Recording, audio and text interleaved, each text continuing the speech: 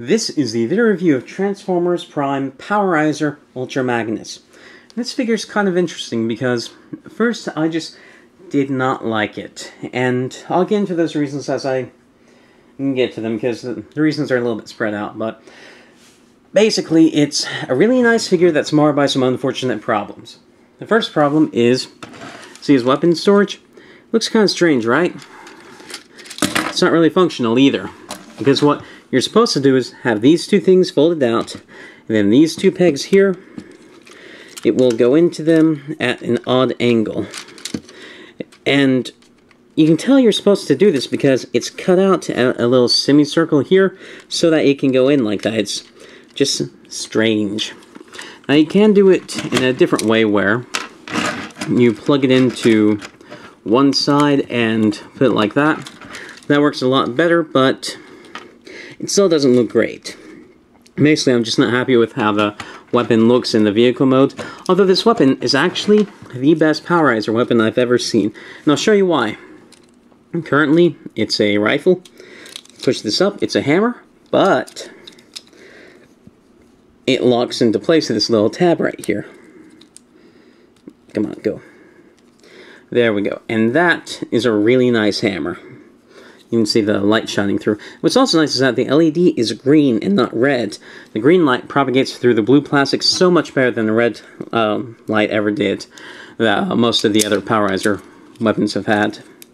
It's still not great. I would have just liked a pure blue light, but it works pretty well. And I'll even show something off with this, assuming my light setup will allow for it.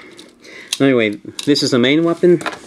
He also gets a little missile, G1 inspired. Unfortunately, he only gets one. So we'll put those off to the side and look at the truck itself. The truck, it's not bad looking.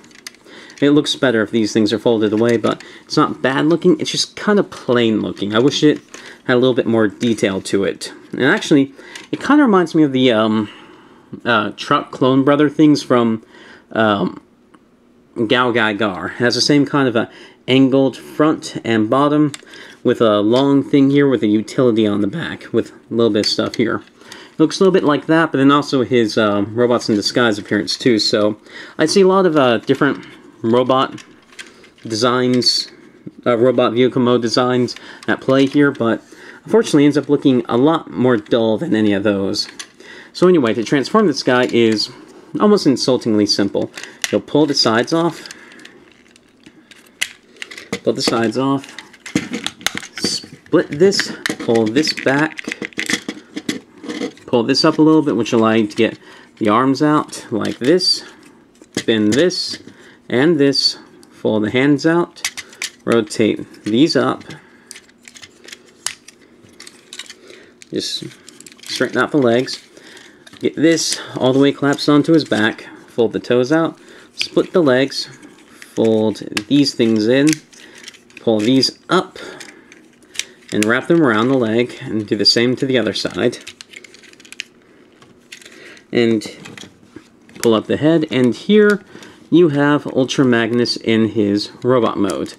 Now, some of you who already have this figure or have seen more detailed transformations of this figure, you may have noticed that I skipped a step. And what that step is, so if you can see, there's a little tab, a translucent tab right here. And what will happen is that these shoulder bits here will actually tab into those. Now, it's kind of hard to do because I always feel like I'm going to break it, but once you do that, it'll anchor this thing down, and it'll anchor these shoulder bits down, which will make his robot mode a bit more stable. But the problem is that it also robs him of a lot of articulation. And the reason why is, for one, his arms are already limited because of the shape of the ball joint, so they don't really have much in and out. And having this motion here really helped alleviate some of that. It wasn't perfect, but it was a decent workaround for how the shoulders were shaped. The other problem is that he has a waist, but you can't really use it when this thing is locked into place without stressing the plastic, nor can you move the legs backwards because he has this plastic right here which gets in the way. So I typically don't have those latched into place, which allows you to turn this without fear of any damage and freely move the legs back and forth. And then you also get this articulation up here, which, like I said, it's not a perfect solution to the shape of the shoulder ball joints, but it does help. And basically you've seen all the articulation. You've seen how the shoulder here is limited, how this moves here. These rotate above the elbow, bend at the elbow. The hands are ball jointed, turn, bend at the knee, then bend this. Very simple articulation, the basic articulation we're used to. Except for the shoulders, it's not bad. And what I really like about this guy is how intimidating he looks. Let me see if I can get a slightly better pose, because, yeah, there we go. He just looks very intimidating. He's nice and broad-shouldered. He has a fair amount of detail in the chest. He has powerful-looking legs. At first, the proportions look a little bit odd, especially if you're looking at him like this. But the proportions, I've really grown on them. I like how this guy looks.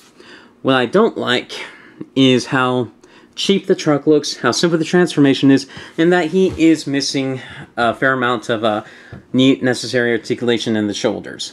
The other problem I have with him is these ball joints in here are super loose. Watch what happens when I try and get him to hold his gun.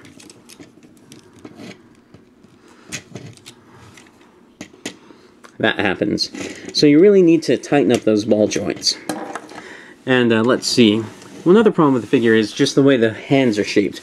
And how that's a problem is if you transform this into the hammer, if you have him grip it by this, the hammer is going to be at a strange angle because this lower handle here will be in the way. If you have him grip it by this, the hammer has so much more leverage on him. But you can kind of fix that a little bit by changing the way this is rotated by holding this down while this collapses. Hold on, like this. And this way you have access to this handle here, and you don't have as much leverage on it. So it's you can work around the problems of the hammer. And you can even have him kind of dual wield the hammer too. Just hold it in both hands, so it does work well. The final problem I have with the figure is he only comes with one missile. And because of that, there's just not really a good place to put it. You can put it on a forearm or up here, but because there's only one, it just looks weird. So do I recommend this figure? I don't know. The truck mode doesn't do it any favors. The transformation is too simple. It's basically a direct ripoff of his Commander class version. And the shoulders don't work very well on multiple levels because you can't really support the hammer unless he uses two hands. And he just has a lot of niggling problems that take away from the awesomeness of how his robot mode looks. Because his robot mode just looks awesome. I feel like if they had just put more effort into the shoulders, just given a little bit more articulation, and made them solid, given them two of these, he would be a definite buy. But as it stands, I don't recommend him, but I don't recommend against getting him. If you like Ultra Magnus, if you like what you've seen here, if you've seen other reviewers who have painted him in better light than I have, then if you see him, go ahead and get him. But if you have something you want more, or you don't see him in stores, don't worry about it. You're not missing too much. Everything that you could possibly get from this figure, you could probably get from just looking at a picture of him. So he's definitely a decent figure, just not as good as he could be. So yeah, I reviewed Transformers, Power Rangers, just a ton of stuff like that. If any of that sounds interesting, please subscribe. Thank you for watching.